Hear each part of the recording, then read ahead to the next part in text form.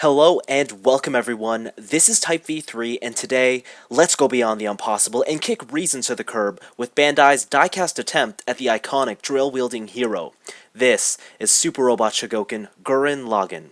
Now while there's already been a variety of GL figures on the market, none of them have truly astounded me, so maybe this drill is the drill that will finally pierce the heavens. Let me start by saying that this Gurren Lagann is downright beautiful, but at the same time gives you the impression that something's a little off. I love the entire silhouette of this figure, it's easily my favorite one to date, but his actual proportions are definitely different. It's as if the sculptor based this design off of the hyper-stylized art that appears during the commercial breaks of the anime, or one of GL's dynamic attack sequences. Personally, I like this stylized approach, but I can understand the dislike for this look, especially if it's because of those kneecaps. They're ridiculously huge and make Gurren Lagann look awkward when he's just standing there. Also, there's plenty of minimal panel detailing that's found throughout the body. The highlight here is that it's only noticeable if you're looking for it, and I appreciate this trait as it falls in line with the robot's more simplistic conceptual design. And just like most SRCs, diecast is mostly found in his lower legs and primary torso connections. When it comes to paint, Gurren Lagann is mostly finished in a single shade of glossy red with plenty of matte slate sections. I'm a fan of the decision to go with the metallic gold highlights, but I'm still curious to see how this figure would have turned out with a vibrant yellow instead.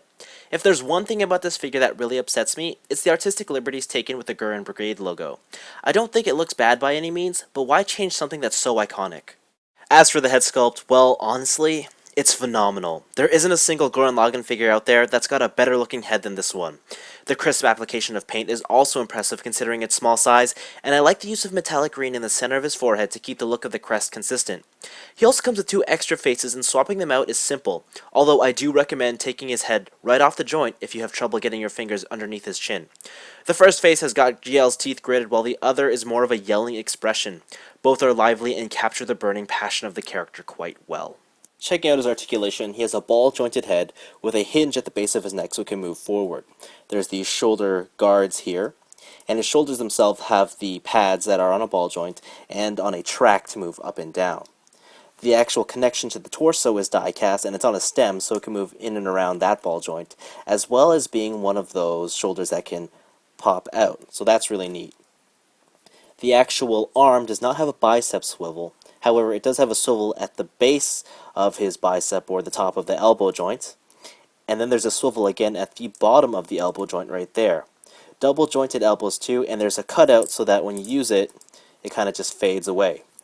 Now, his waist has a swivel, a little bit of rocking motion, and back and forth. However, if you pull it diagonally upwards, not straight, diagonally, like this, you can get it to use even more extension, and then the mouth will open up to cover any sort of engineering that's been exposed. Now, I like that, but it is kind of weird how you pull it up on a diagonal. I always kind of forget that about this figure. The skirt panels are on little ball-jointed stems, which pop off whenever you extend his hips, and this piece can come up too. The back one, however, cannot, so that's a weird omission. The hips, huge, die-cast ball joints, and like Figuarts, they are the type of hips that will come up and down depending on how you want to pose them. There's a nice swivel there, there's a swivel at the knee, and of course there is a double joint knee with a piece that kind of covers up when you use it. And because the knee is so large, it exposes all this detail here in a gap. So what you can do is you can use the hinge there to cover it up, which is really cool. I like that added feature, even though these kneecaps are a little huge aesthetically for me. The actual ankle, you pull it down, and now he has a rocker. He can go up and down, and this part here can extend upwards, and this little piece of detailing can also extend even more to try and cover up most of any exposed detail. And so I really like these small touches. Now, I said that his calves are mostly die-cast, and then the reason they're mostly die-cast is because this backplate here is plastic. And that means that this is one of the lighter Super Robot Chogokins I've ever handled.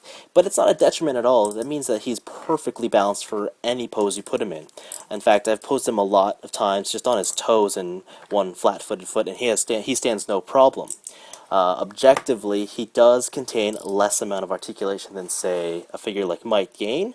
However, I think he can still perform all the same types of posability, and unlike this figure whose hips were limited by the skirts, this one doesn't have that issue. So, to me, even though there are a lot less cool tricks with articulation, you can still utilize all of them, and he's probably one of the most articulated SRCs I've ever had. Moving on to the accessories, Gurren Lagann sure comes with a lot in the box. First, there's the open palms to make this already dynamic robot look even more spectacular. There's a pair of pointing fingers so that you know just who the hell this guy is. Then you have the replaceable chest piece, which when combined with the gripping hands, you can have GL wield 2 Gurren boomerangs. And while this figure does also come with fists for punching, 4 drills are included that attach to his wrist to make his strikes that much more impactful. Lastly, the final accessory is the Gurren wing. Attachment is simple, as all you have to do is remove GL's backplate and pop on the backpack. Be careful though, because those drills are sharp. Paint and finish is consistent with the base figure, and the wings do extend for all your flapping posability needs. The whole thing looks marvelous. Now, while we've gone through everything included, that isn't the end to Gurren Lagann's features, because there is one more important gimmick that we haven't covered, the crossover joint. You see, the peg on his back is somewhat universal with more recent SRC releases, and his forearms are completely detachable. So like most figures, Gurren Lagann can wield his enemies' weapons, but now he can even use some of their specific attachments. For example, you can have Gurren Lagann Z rocket punch his way to the heavens, or even have Shin Gurren Lagann strike fear into his foes. Even though it's a gimmick that relies on your investment with Super Robot Chogokins, I absolutely love this play pattern, and it really sets this GL figure apart from all the others. So there you have it, SRC Gurren Lagann. From top to bottom, it's a fantastic 6-inch figure that's definitely worth the 4,000 yen he retails for. Assuming you can accept some of the artistic liberties taken with this release, it's hard to find any real or concrete flaws overall. The articulation is fantastic, the accessories are plentiful, and I adore the crossover joint feature. However, there is still one important thing to address before we end this review. How does this Super Robot Chogokin stack up against some other recent Gurren Lagann releases? Specifically, the re-released Reveltech and the much-adored Ryobot. Well, here's the thing. In a straight-up comparison, the Reveltech has a much more show-accurate sculpt, and the Ryobot has the best articulation and toy engineering I've ever seen in a figure. On the other hand, the Reveltech's joints are floppy and restrictive. The Ryobot has problems too. It's got the build quality of a high-grade Gundam model kit, and retails for a psychotic 9,500 yen, more than twice the cost of this SRC. So where then does this Super Robot Chogokin stand? I'll be honest, at its competitors' high points, it falls just short of being equal. However, unlike the Reveltech and the Ryobot, this figure carries no flaws whatsoever, and that makes this the best all-rounded Gurren Lagann figure of the three. Is this the definitive GL? No, but it sure isn't that far off, and I'd be more than satisfied if this was the end to my Gurren Lagann collection. Anyways, this has been Type V3. Thanks for watching, and I think this is a must-have figure for any GL fan. It's also a great place to start if you're looking to getting into SRCs. I hope this review got you to stick your chest out, flex your muscles, and pump up your manliness. But if that wasn't enough and you feel like you need a little bit more, then don't worry, because I've got something made specifically for you.